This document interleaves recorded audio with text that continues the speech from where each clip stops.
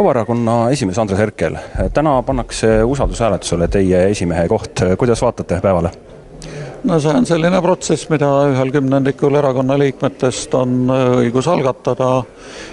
Siin on tegelikult päevakorras erinevad valimised, nii revisjonikomisjoni, aukohtu, juhatuse kui esimehe. Kui see küsimus sellisena tõstatati, siis mina olen algusest peale olnud seisukohal, et see koht tuleb vabaks teha, ühtepidi, teistpidi tuleb sinna ise uuesti kandideerida, selleks, et see usaldushääletus niisugusel valiku kujul saaks erakonna liikmete ees olla, mis on nüüd juhatuse, revisjonikomisjoni ja nende liikmetega.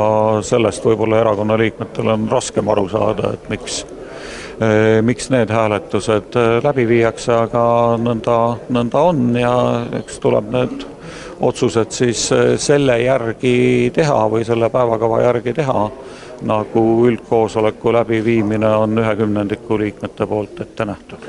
Protseduurilise poole pealt, et kõne all oli see, et astute ise tagasi või siis kutsutakse, et mis siis täpselt juhtub? See protseduuriline pool on täielik selles mõttes jama ja teisejärguline. Kui on välja kuulutatud uued valimised, siis on uued valimised. Mina olen öelnud, et mina nendele valimistele omapoolset takistust ei tee. See, et need tagasikutsumised kõik päevakorras on minu meelest natukene naljakas, aga mina olen valmis kindlasti tegema häältelugemiskomisjoni töö selle võrra lihtsamaks, et ütlen, et sellest hetkest ma astun tagasi ja sellest hetkest tähendab see seda, et valimised toimuvad uuesti, kusjuures ma ka ise kandideerin uuesti. Teil on 2 oponenti, mida soovite neile tänaseks päevaks?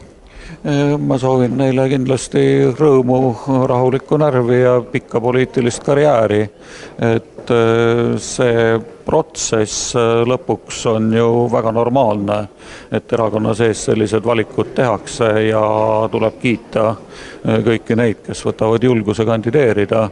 Iseküsimus on nüüd see, et kui võtta Riigikogu valimistes 2015, siis Vabaerakonnal on see vist 5. kord juba esimest valida.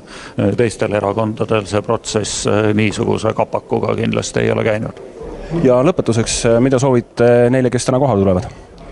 Neile, kes täna kohale tulevad, soovin head tuju ja siiski seda, et siit minnakse üksmeeles laiali ja minnakse hoogsalt ka Riigikogu valimistele, sest ilma erakonna liikmete toetuseta ja osaluseta valimisnimekirjas ja kampaania läbiviimisel ei ole võimalik midagi saavutada. Ehk siis see sisemine energia peab 1. märtsiks olema pööratud ka nii palju välja suunatud energiaks, et me saame ka valimistulemuse.